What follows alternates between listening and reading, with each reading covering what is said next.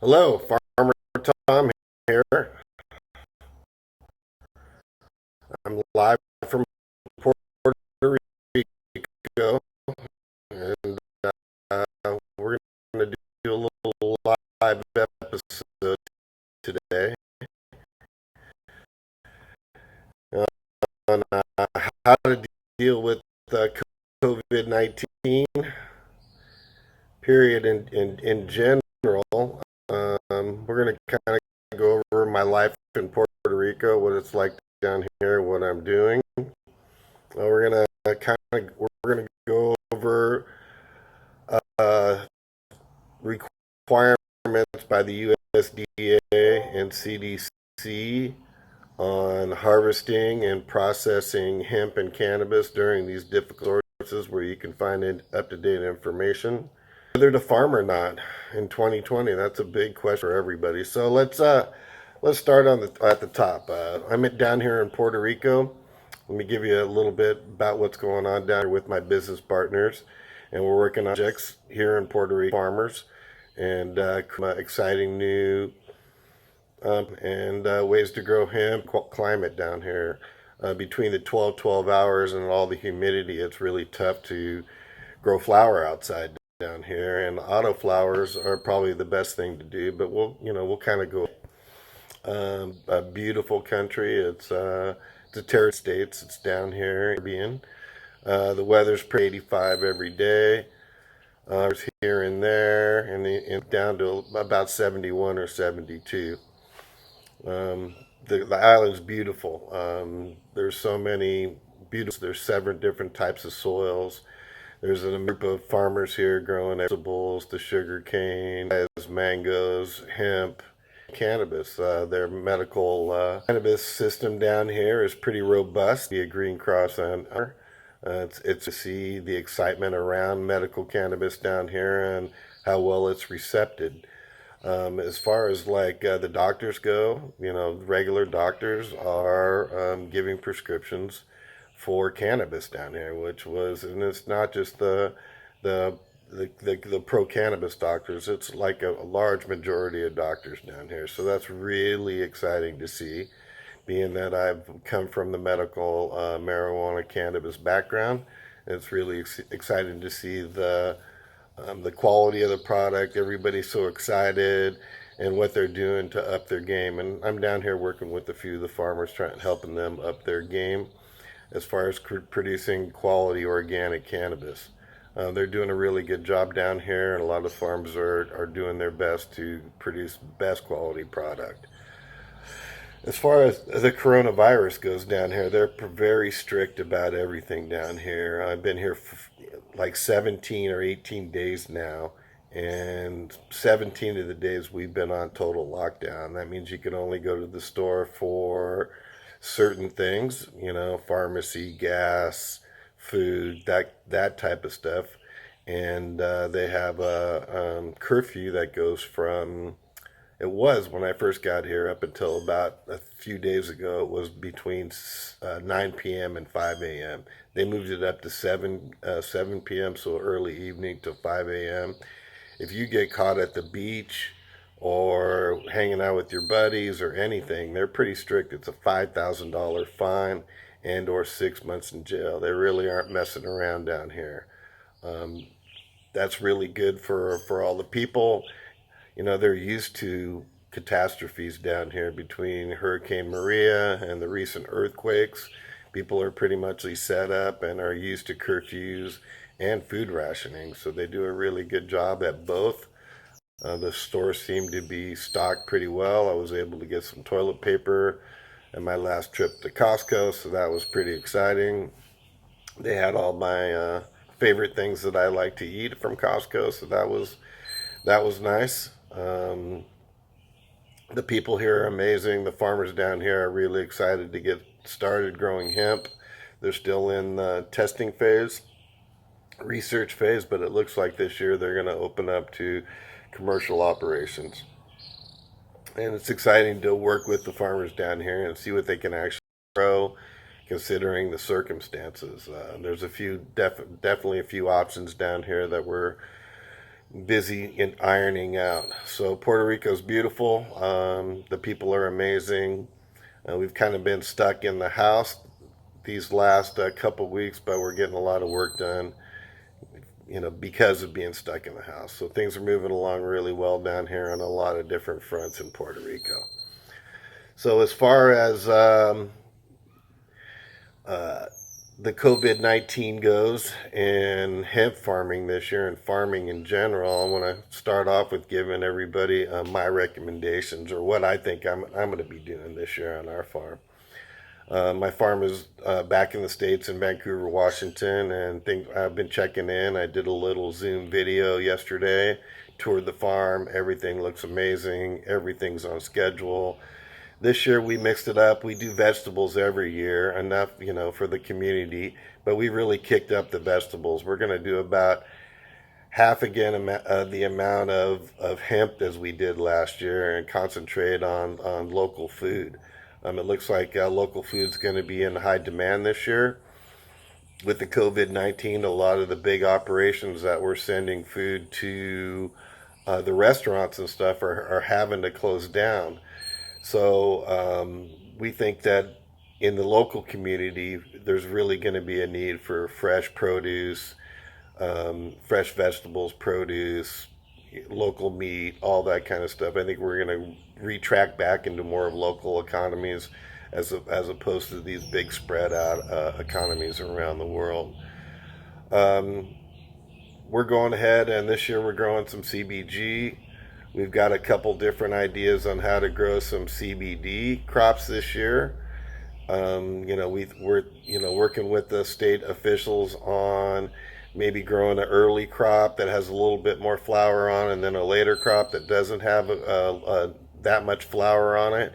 And between the picking of the whole crop, we can bring the CBD levels down. Now, the CBD levels are a big issue and have been a big problem in the hemp space with these new rules. 0.3 THC decarboxylated THCA is pretty out of reach. I mean, there's a lot of growers out there, a lot of seed breeders out there that are claiming to have these genetics, but I've yet to see any really solid results in a full-term outdoor grow situation. So you may want to work with your local ag department. I know most of them are closed down during these times, but keep moving forward, stay in contact with them, and there's always a workaround for growing hemp and growing everything that it works out for them and it works out for you. It's all in the language of how the laws were written.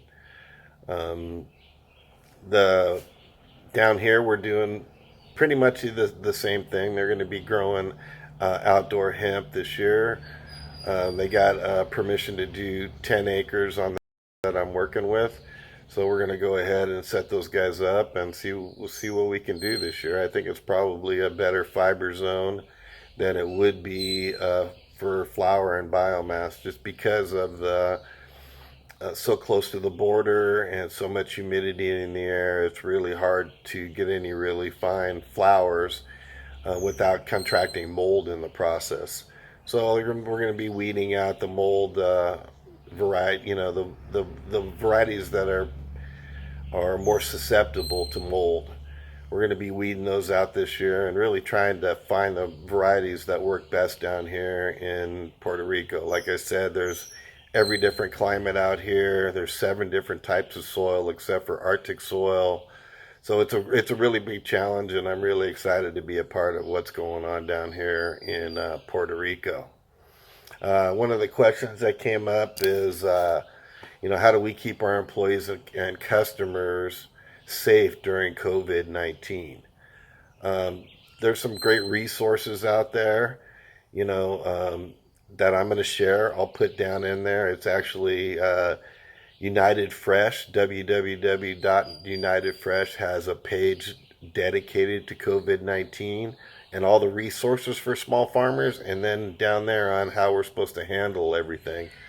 I would think you would give each individual employee, right now we're all planting. So we would have one person do all the seeding of all the trays and get them all staged up and get them, so we can start watering them and sprouting them. That way, there's not too many people touching the equipment while working. Of course, follow the 6-foot rules. Probably best off wearing some sort of protective mask and protective hand gear during the process. Everybody should abide by the standards that everybody's setting up out there. And I think masks are going to be key, because just talking to people, and there's people with no symptoms out there that can spread this virus, which is really, really dangerous. But instead of relying totally on me, I would suggest you go to United Fresh. They got a really great resource page. So below in the comments, we're going to post a link so you guys have access to all the latest information. Let's see. Whether to farm or not to farm, that's a big question we've been getting this year. Here's a couple things I've been thinking about. I think it's a good idea to farm this year if you have the resources and you have the time. First of all, it'll be great for you mentally and physically to get out there and do the work. There's a lot of stress going around, a lot of anxiety. The more people can get out on their farm and plant some plants and get their hands in the dirt and get grounded, I think it'll be better off. It's been really stressful on farmers the last couple of years. And hopefully this federal government COVID response bill will be able to get some loans and stuff to kind of keep us going through this year. I would definitely check with the resource page from United Fresh. Those guys have like everything on there. It's definitely a great resource. There may be some benefits this year to growing CBD and hemp in general, is because a lot of farmers are really backing off from last year. Like I said before, last year kind of really weeded out the chaff. It really got rid of the farmers who were just in it for the money, and really, opened it up to real farmers who have been doing this for years, who kind of expect failure every year. So, you got to be precautious out there. You got to keep your rows wide. You got to keep space between the plants. We learned about all that last year. Other things that you can do is grow those vegetables around the edges of your farm. I'm suggesting the farmers grow hemp in the middle sections, but leave like 10 to 20 feet along the edges of your existing beds that are already getting water and already getting nutrients, and dedicate those to vegetables. I think that'll be a huge plus for your community, and it'll give you a stable food supply, throughout the year for you and your neighbors. Whether to farm, I'm saying, do it carefully. I think there may be some surprises at the end, at the end of the year with people not growing so much. I think that the opportunities to be one of the few that has product out there, we're seeing now that both hemp and cannabis are essential items in life. I think that the laws are going to change. Let's hope that they sneak the 1% total THC into one of these bills to really help the farmer and the 15-day harvest period. Those two things, stumbling blocks, are really holding us American farmers back as far as competing on a worldwide marketplace. The other countries have more advantages than we do when it comes to this. So to level the playing field, I'm really encouraging everybody to, during this time when you're talking to your state representatives about COVID, you also drop that, us hemp farmers really need a break, and for us to compete competitively on a world stage, we really need to drop the 0.3 and put in the 0.1% THC. From the Kentucky study out there, they're saying that you don't start to feel the effects until 3%. Like I said before, I always thought it was more between 4 and 6%, but 1%, a lot of the genetics out there will still be able to grow and have successful crops and produce the CBD and CBG and all the other cannabinoids and terpenes in the process to give us a fair advantage on the worldwide marketplace. So those are a few of my thoughts on growing hemp this year. I hope everybody has a safe and stay safe out there. You know, this virus that's going around is really dangerous, and it really can affect a lot of people. You know, keep your distance, wear your mask, take all the precautions you can, isolate as much as possible. And when you're on a farm, you know there's nobody around, so farmers are essential. So get out there and farm this year. I wish everybody happy and successful 2020. It's kind of started off rough, but I think we're all going to get through this. So be well, everybody, and keep on farming.